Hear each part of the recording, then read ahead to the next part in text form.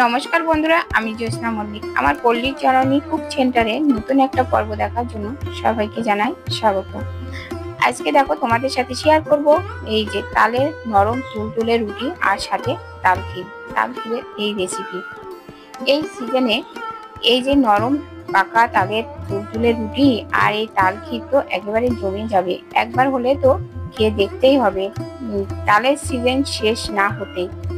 দেখো আমি কিভাবে এই রুটিটা তৈরি করি। আর তার আগে ছোট্ট একটা রিকোয়েস্ট, যদি আমার চ্যানেলে নতুন হয়ে থাকো তাহলে চ্যানেলটা সাবস্ক্রাইব করে পাশে থাকা বেল আইকনটিতে ক্লিক করে রেখো, তাহলে পরবর্তী ভিডিও আপলোড হলে নোটিফিকেশন অতি সহজে পৌঁছে যাবে। আর দেখার শুরুতে একটা লাইক দিয়ে দেখা শুরু করো, তাহলে কথা না বাড়িয়ে মূল পর্বে যাওয়া যাক। দেখো আমি গ্যাসের উপরে একটা কড়াই বসিয়ে তাতে দিয়ে দিলাম পাকা তালের এই রসটা দিয়ে দিলাম। পাকা তালের এই রস বের করা তো ভিডিও আগে আমি দিয়েছি, চাইলে সেই ভিডিওটা তোমরা একটু দেখে নিতে পারো। এই যে দেখো দিয়ে দিলাম। এই রসটা তো কতটা ঘন আছে সেটা তোমরা দেখে বুঝতেই পারছো। তো তারপরে একটু জাল করে নিতে হবে যাতে কাঁচা গন্ধটা না থাকে। এবার দিয়ে দিলাম স্বাদ মতো লবণ। লবণটা দিয়ে একটু ফুটিয়ে নিতে হবে।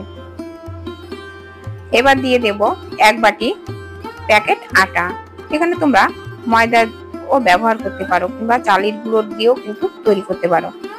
এখানে আমি প্যাকেট আটা দিয়ে এই রুটিটা তৈরি করব। এবার তালের সাথে ভালো করে মিশিয়ে নিতে হবে। কম কম করে আটা দিয়ে এভাবে মিশিয়ে নিতে হবে।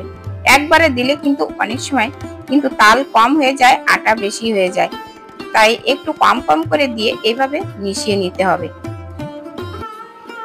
এই যে দেখো আমার কিন্তু নরম রয়েছে, তাই পুরো আটাটা কিন্তু আমি দিয়ে দিলাম। পুরো 1 বাটি আটায় আমার লেগে যাচ্ছে এখানে। এই যে দেখো, আর এইভাবে ভালো করে মিশিয়ে নিয়ে যখন কড়াই থেকে যখন দেখা যাচ্ছে এইভাবে ছেড়ে দিচ্ছে, তখন বুঝতে হবে যে আমার ডোটা রেডি হয়ে যাচ্ছে, নামিয়ে নিতে হবে তখন। এই যে দেখো এভাবে ভালো করে একটু মিশিয়ে নিতে হবে।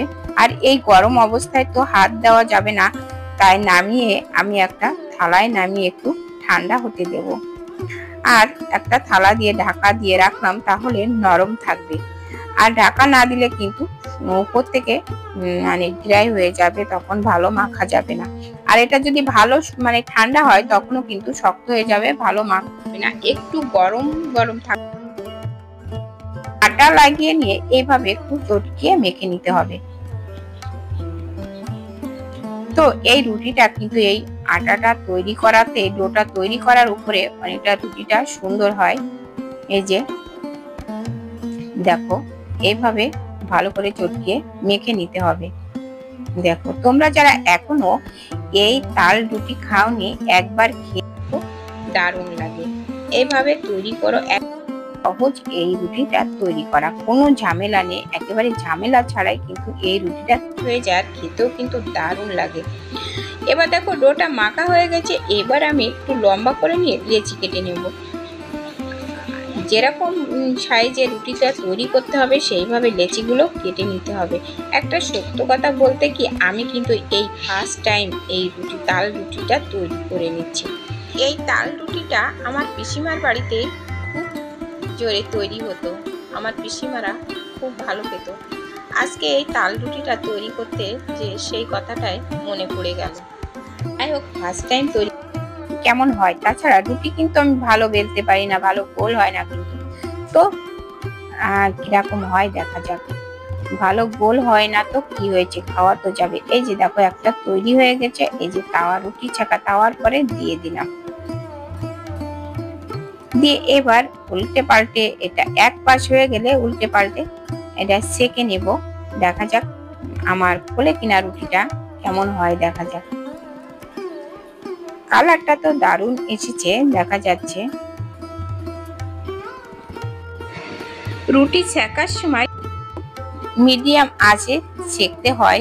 বেশি আঁচটা যদি বাড়িয়ে দেওয়া হয় রুটিটা কিন্তু পুড়ে যায়, তার সাথে তাওয়াটাও কিন্তু যখন বেশি হিট হয়ে যায় তখন কিন্তু পুড়ে যায়। একটু মিডিয়াম আঁচে কিন্তু ভেজে নিতে হবে, এই যে ছেঁকে নিতে হবে।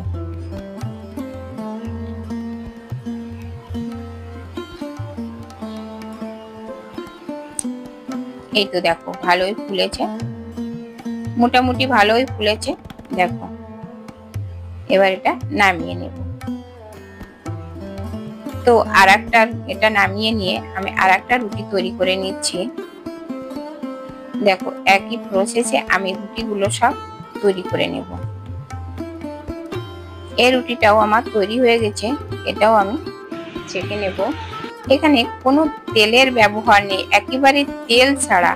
যারা তেল খেতে চাও না তারা কিন্তু এইভাবে তৈরি করে খেয়ে দেখো, একেবারে দারুণ লাগে তালের এই রুটিটা, অপূর্ব লাগে খেতে।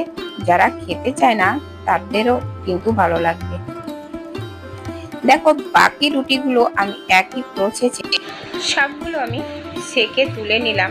এবার আমি তাল ঘি রান্না করার জন্য দেখো সেই কড়াইটা একটু পরিষ্কার করে নিয়ে এর ভিতরে দিয়ে দিলাম সেই তালের পাল্প, দিয়ে দিলাম 1 বাটি মতো তালের পাল্প ছিল, সেটা সব দিয়ে দিলাম।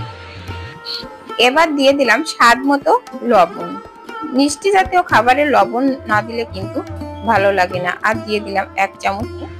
আর এবার দিয়ে দিলাম নারকেল কোড়া। আমি এখানে হাফ নারকেল কোড়া দিয়েছি, তোমরা চাইলে এখানে কম বেশি করে দিতে পারো, যে তাল হিসাবে দিতে হবে।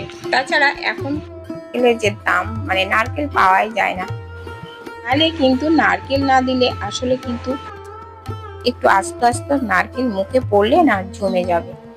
এবার এর ভিতরে দিয়ে দেব আমি 250 দুধ, আগে থেকে ঘন করে জাল দিয়ে রেখেছিলাম, সেই দুধটা আমি দিয়ে দিলাম।